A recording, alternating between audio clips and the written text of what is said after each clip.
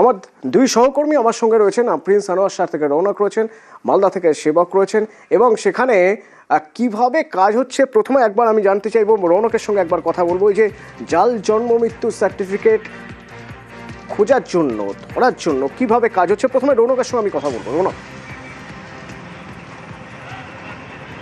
দেখো, একেবারে ইতিমধ্যে আমরা দাঁড়িয়ে রয়েছি প্রিন্স আনোয়ার শাহ রোডের সামনে, যেখানে 10 নম্বর বড় কলকাতা পৌরসভার এটি কিন্তু একটি সবথেকে বড় এর অধীনে প্রায় 12খানা ওয়ার্ড রয়েছে, এবং সেই ওয়ার্ডের মধ্যে কিভাবে জন্ম সার্টিফিকেট দেওয়া হয়েছিল, যেটা মনে করা হচ্ছে যে এই এসআইআর পিরিয়ডে একের পর এক জন্মের সার্টিফিকেট ইস্যু করা হয়েছিল, সেগুলো কি প্রপার নথি দেখে সব কিছু ভেরিফাই করে ইস্যু করা হয়েছিল কিনা, এগুলোকে যাচাই করার জন্যই কিন্তু গলফ গ্রিন থানার পুলিশের সঙ্গে কলকাতা কর্পোরেশনের যারা আধিকারিক তারা এসেছেন। ইতিমধ্যে দেখানোর চেষ্টা করব, গলফ গ্রিন থানার পুলিশ তারা এখানে রয়েছেন, এবং যে এখানে 10 নম্বর বড় স্বাস্থ্য বিভাগ তার ভেতরের রেকর্ড রুমে গিয়ে পুলিশ এবং যারা কলকাতা পৌরসভার আধিকারিকরা রয়েছেন তারা সেই রেকর্ড সেকশন চেক করছে।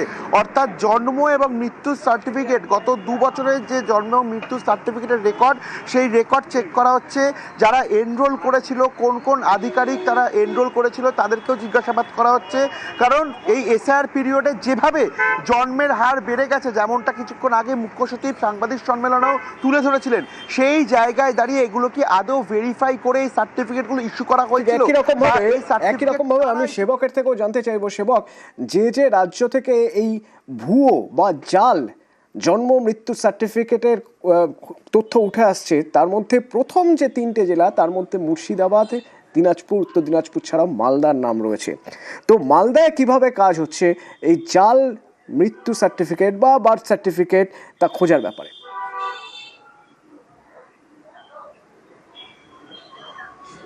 একদমই অতন্য, দেখো, মালদা তো সীমান্তবর্তী জেলা, আর তুমি যেমনটা বলছিলে যে প্রথমের সারিতে যেখানে ভুয়ো বার্থ সার্টিফিকেট, ডেথ সার্টিফিকেটের ক্ষেত্রে মালদার নাম উঠে আসছে।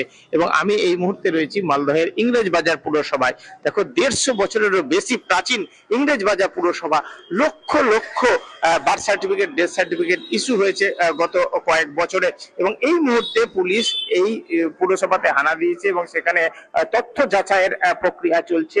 প্রচুর ট্রাঙ্ক আনা হয়েছে, যে ট্রাঙ্কে সম্ভবত যে সার্টিফিকেট সেগুলি কিন্তু বাজেয়াপ্ত করা হবে। মূলত আগে হাতে কলমে যে বার্থ সার্টিফিকেট বা ডেথ সার্টিফিকেট ইস্যু করা হতো, তার সংখ্যা ইংরেজবাজার পুরসভা থেকে যা হয়েছে তা কিন্তু কয়েক লক্ষ।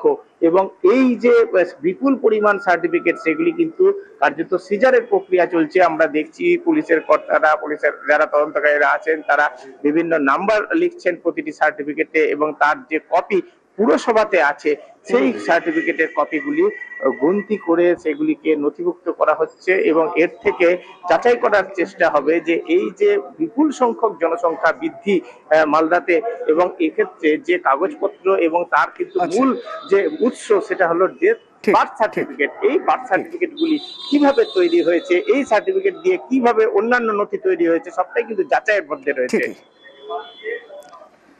মিউনিসিপ্যালিটিতে হঠাৎ আপনারা হাজির, কি ব্যাপার? আমরা এখন চলছে প্রসেস, পরে কথা বলবো। আমরা ওইটা প্রসেস চলছে, আমাদের ইনকোয়ারি চলছে। আমরা বার্ড ডেক সেকশন আছে, তো এখানে একটা ইনকোয়ারি করতে এসেছি। আচমকা নয়, এটা কমপ্লেন হয়েছিল আমাদের স্টেটে, অর্থাৎ মিউনিসিপ্যাল অ্যাফেয়ার্সে। সেখান থেকে আমাদেরকে অলরেডি জানিয়ে দিচ্ছে যে একটা গ্রুপ অফ অফিসার যাবে, তাদেরকে হেল্প করবে।